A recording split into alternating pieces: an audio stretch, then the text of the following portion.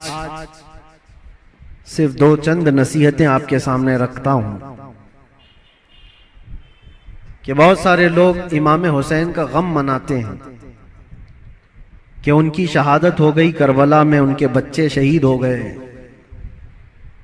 और उनका पूरा खानदान जिस आजमाइश में मुब्तला था। ये सब बयान करने के बाद रोते हैं, धोते हैं, सब कुछ गम फितरी बात है, जो भी सुनेगा उसको गम होता है। लेकिन मैं ये पूछना चाहता हूं, अगर सही मानों में इमाम हुसैन का गम ही है आप, और सही मानों में उनसे मोहब्बत की वजह से गम करते हो, करबला के वाकयात सुनने के बाद आंखों में आंसू आ जाते हैं, तो कभी अपने चेहरे पर नजर डाल करके भी देख लेना, क्या ये हुसैनी चेहरा है या नहीं। गम हुसैन का तो है, चेहरा हुसैन का क्यों नहीं है। बड़ी बात है मेरे अजीज, तुम्हारे कहने में और करने में फर्क नहीं होना चाहिए। जिस चीज की मोहब्बत का दावा कर रहे हो वो हुसैन आजम रसूलुल्लाह की शरीयत और रसूलुल्लाह की सुन्नत बचाने के लिए अपने बच्चों का खून भी कुर्बान कर दिया, और आज हमारे बच्चे, हमारे नौजवान दिन भर न जाने कौन से ऐश में मुब्तला रहते हैं। नशा की जिंदगी, ताश के पत्तों में, शराब की बोतलों में। क्या ये जवानी आपको इसलिए दी गई है? हुसैन आजम का जिक्र सुनने वाला कभी ऐसा नहीं कर सकता कि उसकी नशे से दोस्ती हो, कभी नहीं हो सकता। कभी याद करो कि 3 दिन के भूखे और प्यासे सब्र के उस पहाड़ को। एक बात मैं आपको बता दूं, हमारे बच्चे की उंगली में भी अगर चोट आ जाए ना तो बेकरारी बढ़ जाती है। मैंने देखा है, मेरा 1 साल का बेटा, दरवाजे में उंगली उसकी फंस गई थी, उंगली कट गई थी, तो लेकर दौड़े डॉक्टर के पास। डॉक्टर जब सुई से टाके लगा रहा था, बच्चा चीख मार रहा था, चिल्ला रहा था, और सच बताऊं मजबूत दिल होने के बावजूद भी हमारे पैर कांप रहे थे। बार बार ये दिल कर रहा था कि बच्चे को थाम लूं। डॉक्टर और नर्स हमें आने से मना कर रहे थे, आप दूर खड़े रहिए, इलाज कर रहे हैं। उंगली के टाके देखा नहीं जाते हमसे अपने बच्चे के। वो इमाम हुसैन 6 महीने के बच्चे को लेकर जब यजीदियों के सामने आए, सिर्फ पानी के एक कतरे के लिए, और उन यजीदियों ने दूर से तीर चलाकर इमाम हुसैन के बच्चे को शहीद कर दिया। गले में तीर चला और खून का फव्वारा निकलकर इमाम हुसैन के चेहरे पर लगा। जानते हो मेरे अजीजों, अपने हाथों में उस बच्चे को लेकर क्या उन्होंने रोना धोना किया? नहीं, अल्लाह की बारगाह में पेश किया और अर्ज किया कि मौला मेरी ये छोटी कुर्बानी भी कबूल फरमा ले। क्या इतना जिगर है किसी के पास? एक तरफ भांजों के, भतीजों की लाशों को देखना, अपने भाई की, सगे भाई की लाश देखना, बहुत सब्र किया। लेकिन कभी आप सोचते हैं ये सारा सब्र किसके लिए था? इसलिए था कि हुजूर की शरीयत हम तक पहुंच जाए, आने वाली नस्लें सीधे रास्ते पर चल सकें, इसलिए इतनी बड़ी कुर्बानी थी। और अगर आज हमारा नौजवान सीरत हुसैन पर नहीं चल सकता तो फिर वो गमे हुसैन मनाने का अहल भी नहीं है, वो करबला सुनने का अहल भी नहीं है। करबला के वाकयात सुनने वाला नौजवान वो सच्ची तौबा करके सच्चे रास्ते पर चलने का अज़म करे तो ही हकीकी मानों में वो हुसैनी कहलाता है। और आपको पता है हुसैन आजम के साथ कौन था करबला में? सिर्फ उनका खानदान। 82 लोग, 82 लोग गए थे, जिसमें से तो 72 के करीब शहीद हो गए। औरतें बची थी, आपकी बहन और आपकी बीवी, आपकी बेटी, या औरतें जब कैदी बन करके जा रही थी।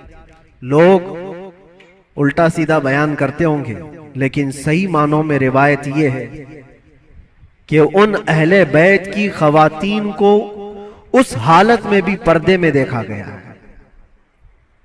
अहले बैत की कोई औरतें बेहिजाब नहीं थी, वो अपने पर्दे की पाबंदी कर रही थी, जैसे चाहे वैसे। आपको एक बात बताता हूं, जब इमाम हुसैन का सर लेकर के दिमश्क में पहुंचे, दिमश्क में जब पहुंचे तो पूरे लोग सर इमाम हुसैन को देखने के लिए भीड़ लगाए हुए थे। तो उस वक्त हजरत बीबी सकीना जो 9 साल की थी, इमाम हुसैन की बेटी, वो भी चल रही थी।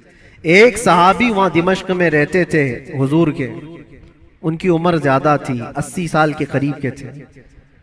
उन्होंने पहचान लिया इमाम हुसैन की बेटी को देख करके। वो करीब आए, कहा बेटा अफसोस है कि रसूलुल्लाह के इस नवासे को शहीद कर दिया गया, हम कुछ नहीं कर सके। बताओ कोई हाजत है तो मैं तुम्हारी हाजत पूरी करूं। ऐसे वक्त में एक घर, जिसके घर से सब कुछ लुट गया हो, खाने पीने को भी ना हो और कैदी बनाकर ले जाया जा रहा हो, उस वक्त नन्ही सी बच्ची ने क्या कहा जानते हैं आप? कहा, ऐ मेरे नाना के सहाबी, ये जो मेरे बाप का सर नेज़े पर डालकर ले जा रहे, इसको थोड़ा आगे कर दीजिए, ये जुलूस में आगे कर दीजिए। कहा क्यों ऐसा कह रहे हो?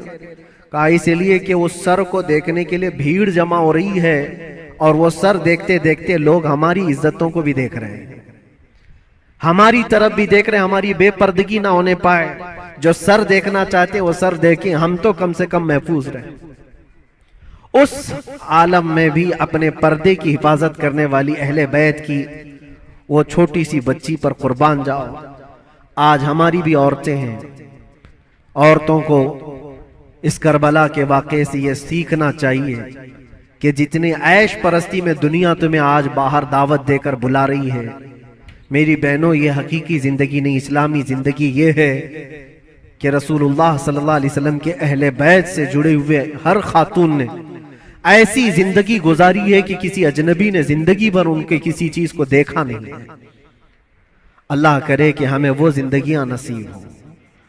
बस मेरा ये पैगाम है कि हुसैन आजम को सुनने के लिए सिर्फ रोना धोना जरूरी नहीं, बल्कि हुसैन आजम को सुनने वाले को ये अज़्म और हौसला रखना चाहिए कि मैं अपनी ख्वाहिशात को मार करके अल्लाह की रजा के लिए जीऊंगा, अल्लाह की रजा के लिए जीऊंगा। जो बुरी आदतें जिंदगी में आती हैं उसको तर्क करना ये भी एक बहुत बड़ा अज़्म है, एक बहुत बड़ा हौसला है। नौजवानों से मैं गुजारिश करूंगा, आज पूरी दुनिया तुम्हारी तरफ देख रही है। आज जानते हैं हमारी कौम को क्या क्या इल्जामात हैं कि नशा तुम्हारे यहाँ बिकता है, नशा तुम करते हो, झूठ तुम बोलते हो, चोरियां तुम्हारे मोहल्ले में हो रही हैं, बहुत सारी आवारगियां। ये सब बातें क्यों आई तुम्हारे अंदर? रसूलुल्लाह सल्लल्लाहु तआला अलैहि वसल्लम के खानदान से मोहब्बत करने वाले, अहले बैत से मोहब्बत करने वाले अपने मुआशरे में ऐसे तो नहीं रह सकते। जिस रसूल ने कहा सफाई आधा ईमान है, आज हमारे मोहल्लों में सफाई नहीं। बात सिर्फ यही है कि सिर्फ जुबान से हुसैन हुसैन कह लेने का नाम हुसैनी नहीं होता, हुसैनी नहीं होता। अपने अमल से ये साबित करके दिखाओ कि हम हुसैनी किरदार रखते हैं, यजीद से आज भी नफरत रखते हैं।